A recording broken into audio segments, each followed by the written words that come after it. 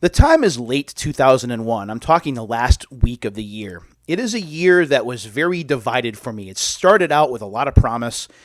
It ended on a very sour note as I was dealing with some pretty major health issues. So major, in fact, that I was not able to work, that I had to move back in with my mom because I was not able to support myself at the time.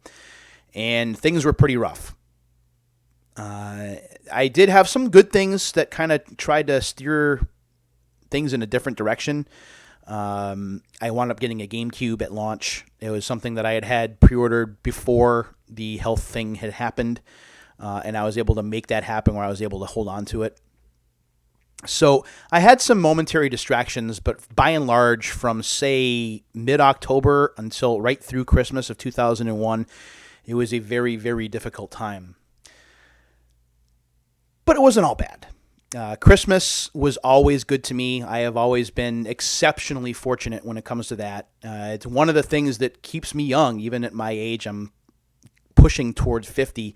I've been very fortunate every Christmas, whether it was my paternal grandmother getting me things off my list, like my Nintendo Entertainment System in 1990 that I've talked about in past episodes, or whether it was a Nintendo sweatshirt that I had wanted that my mom had got me, just things like that. Our differences between my family and I, or between certain friends and I, about video games and how we perceive them tended to be buried at Christmas time, and it was like, if that's what you want, then that's what you're going to get. And I've been very fortunate, and it's really important to note that. It's one of the reasons that I look forward to the holiday every year, because no matter how bad life may be going, it has always been the holiday that I can gravitate to. That day and my birthday are really my two favorite days of the year, because those are days I can turn my brain off, I cannot stress out, and I can just try and enjoy myself. And I've been very lucky in that my family and friends have helped me to that end. So anyway, what I got for Christmas in 2001, one of the things that I got was a gift card to a store called Media Play that you may or may not have heard of because it's been gone for quite some time. Media Play was a music / pop culture / video game store. It's basically just what it sounded like. It sold a bunch of different kinds of media, and it was a really cool place to visit. We had one in the mall closest to where my mom lived. Place is called the Hampshire Mall. And Media Play was it was enormous. It was huge. So I got the gift card to go there, and gift cards go like quick. Whenever I wind up getting a gift card for my birthday or for Christmas or for something else during the year, it's already spent before I even get to the store, because I know that there are things that I want to get. So I went to Media Play, and I knew I was going to spend this gift card, but I really didn't know what I was going to get, because I had a lot of things already. I already had a decent backlog of things that I could play. I was certainly involved in Rogue Leader and Super Monkey Ball for the GameCube, and I was still playing Burnout for the PS2. But then a certain game caught my eye, and unfortunately this isn't my original copy of the game. This is a Greatest Hits copy that I wound up getting sometime later. The game is called Baldur's Gate Dark Alliance, which was published by Interplay and developed by Snowblind Studios, released in stores in December of 2001. Now, I didn't know much about this game when I saw it on the shelf, but what really caught my eye, and it's going to be tough to see because of the glare, were the screenshots. The screenshots look really neat. It says in the back here, I didn't know it until I looked, it's a Dungeons & Dragons game. I didn't know what Baldur's Gate was at the time, honestly, because I'm not a PC game player. So Dungeons & Dragons, Wizards of the Coast endorsed it. So it's like, how can you possibly go wrong with this? This looks awesome. So I went ahead and I bought it. And it's one of those games that I'm glad that I took a chance on, because it wound up being, and still is, one of my favorite PlayStation 2 games of all time. The game is a hack and slash dungeon crawling adventure where you venture through various areas within the Baldur's Gate vicinity, and you battle Dungeons and Dragons monsters. So it comes to life rather than playing the games and using your imagination with multi-sided dice, I should say, and a really good dungeon master. Now you can see everything, you can take part in everything, you can pretty much live it out, at least in video game form, and I loved everything about this game. I still replay it rather regularly when I have time, because it's so much fun to go back to, and honestly, it still holds up well in terms of visuals and sound today, at least in my opinion. So I love this game. I played it a lot. But at some point, especially during the 2000s, there is a bunch of other different stuff to play, and it would kind of go into my backlog and sit for a while. I always wondered whether there would be a sequel to that game, and unfortunately, it was always riddled with delays. And then I heard the news that Snowblind Studios was splitting from the project and doing their own thing, which I couldn't believe was happening because I wanted to play Dark Alliance 2 so badly. And while the game did come out sometime later, it was not a Snowblind Studios game, although it looked just like it. There was something just that was missing. But what Snowblind Studios went on to do is the topic of this very special episode of Unsealed. And before I go any further, I want to send a sincere and heartfelt thank you to Sam Hicks. Sam is a fellow collector, a fellow video game player and enthusiast. He's also a family member. And he made this possible. He helped to make this possible. This game was not inexpensive. This game was over $60 in price.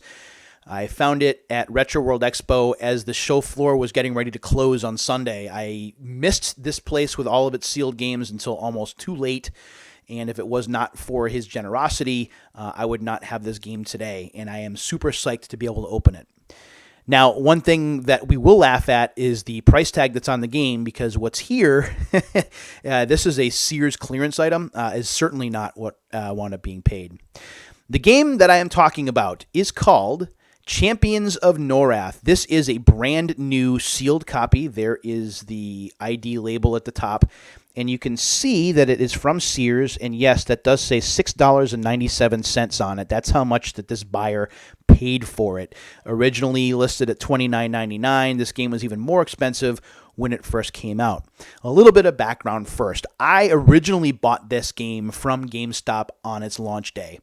And the first run of these games had a disc defect problem where the discs just wouldn't read in PlayStation 2 systems, and they had to be returned, and you wound up getting a newer copy of the game a short time later. It was very frustrating. I was lucky that the GameStop manager and I were very close, and I was able to get the game as soon as it came in, but it was really frustrating because I could not wait to play this. I was psyched to play it, and it is definitely worth the wait.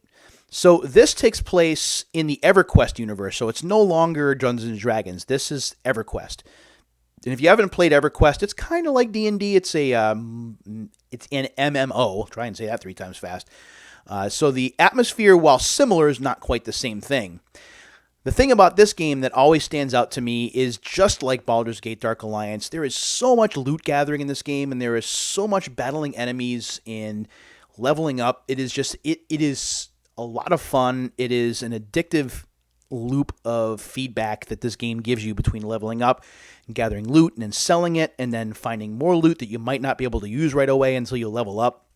It is fantastic, and it looks just as good, if not a little bit better, than Baldur's Gate Dark Alliance. So forge a path to glory, leave a trail of destruction. That is what's listed here. And it does note that it's from the creators of Baldur's Gate Dark Alliance, and comes the next level in action RPGs, Champions of Norath. Hack and slash your way through the land of Norath as you master weapon and spell combat to conquer evil. Your adventures will take you to a variety of beautiful locales, enchanted zones, and the darkest dungeons imaginable. Brave the perils of hideous creatures, challenging quests, and unforeseen evil to acquire the equipment and skills you will need for victory.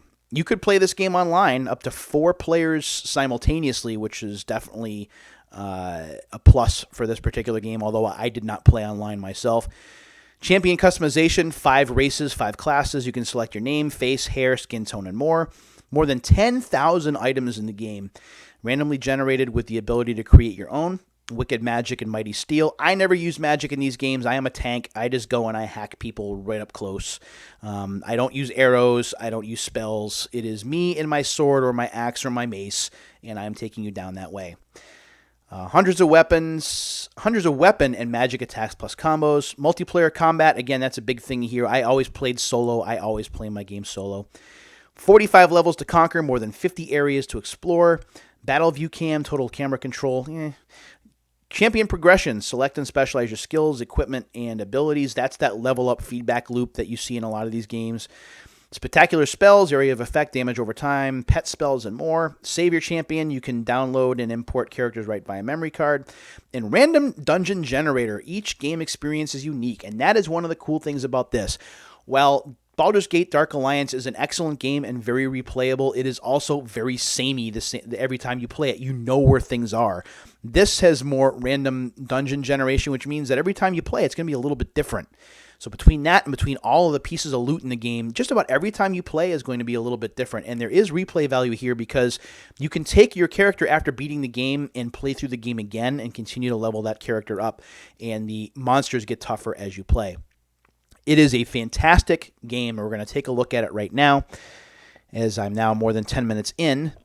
So here are my scissors. I'm going to scale this back, and I'm going to move my hands so you can see it. There we go. Sam is going to be getting my old copy of the game, and I get this one. All right, there we go. Okay, and we'll see if we can get the ID label off. If not, I'll just force it open, and we'll take a look at the instruction manual that's in here. And I am just going to have to force this open, so you'll have to bear with me for a minute. Ooh, there we go. Okay. So when we open this up, we have our lead character both on the disc and in the instruction manual. We're going to take a look at that manual here momentarily. This disc, I believe, is a dual-layer DVD, which is one of the reasons why the disc defect problem was so huge. So there are certain PlayStations, if they're older, if there are issues with the laser, that they may not read this game. So it's something to keep in mind if you're thinking about picking this up yourself. This game is not inexpensive, even in a used capacity. This game, much like Baldur's Gate Dark Alliance, has held its value pretty well over time. So make sure you keep that in mind when you're looking for a copy, if this particular video interests you. So we open up the instruction manual. It is in glorious color, and we're talking about a manual that is about 40 pages long. Here is what the front of the manual looks like. On the back, there is an ad for EverQuest Adventures, Online Adventures Frontiers, and you can see the elf right up there in the front, as well as a warrior and an orc type creature. When we look in the instruction manual, again, it is all in color. You can see the examples of some of the characters in the game. Barbarian Warrior, that's me. That's my guy. Wood Elf Ranger, High Elf Cleric, Dark Elf Shadow Knight, and a Wizard character as well. Those are the examples. Again, I play this game brute force, so I always use the Barbarian, which has the highest number of hit points and the strongest strength, so I can just take people out with physical combat. And it's tough to see because the manual isn't the darkest, but this does have a full salvo of screenshots that you can look at. The game has portals, so it's easier to do some fast traveling, buying and selling of equipment. That's one of the key features of any game like this, is being able to accumulate loot until you can't carry anymore. Then you use a portal or a scroll to go back to town. You sell it all. You get as much gold as you can carry, and you buy more stuff. And rinse and repeat. And it's surprising how addictive this all is, but really, this is something that Baldur's Gate Dark Alliance did, the Champions of Norath did.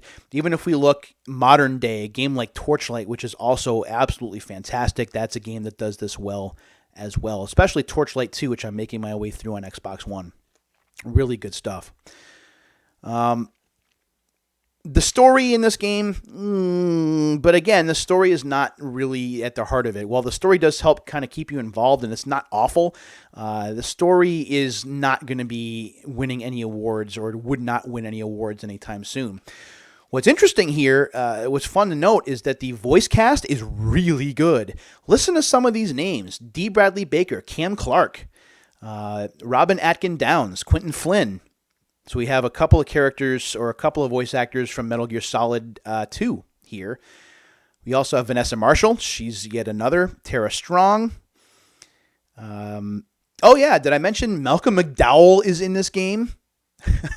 Malcolm McDowell is in this game, which automatically makes it awesome, because any voice work that Malcolm McDowell, or any acting that Malcolm McDowell has done for video games, has just been really, really good. Not quite as good as Christopher Walken from Ripper, but still very good nonetheless. So I can't recommend this game enough. This game has a sequel called Champions Return to Arms, which is also quite expensive. It is a game that I'd love to get for the show, but it is commanding triple digits on eBay, so I don't think that's going to be happening anytime soon. But what I can tell you is that this Champions Return to Arms and the two Baldur's Gate Dark Alliance games, if you have a PlayStation 2, I cannot recommend them enough. They are a lot of fun to play, whether you're playing with a friend or friends, or whether you're playing on your own. There are hours and hours of fun, loot collecting fun, leveling up fun to be had here, and I strongly recommend these games. Again, thank you to Sam for helping me afford this game. It is so far the most expensive game that I have opened on the show, and I have one more that I'm not going to do soon-ish, but is one that I'm going to get to that is over $80 in value. We will get to that one down the line before the end of the year. In the meantime, though, if you've played Champions of Norath, if you played Baldur's Gate Dark Alliance, I would love to hear from you in the comments. What do you think of these games? Even if you played Torchlight, are they some of your favorites? Are they kind of boring? I'd love to hear what you think. Until the next time, my friends, take care of yourselves and each other, and we'll see you next time on Unsealed. Take care of yourselves.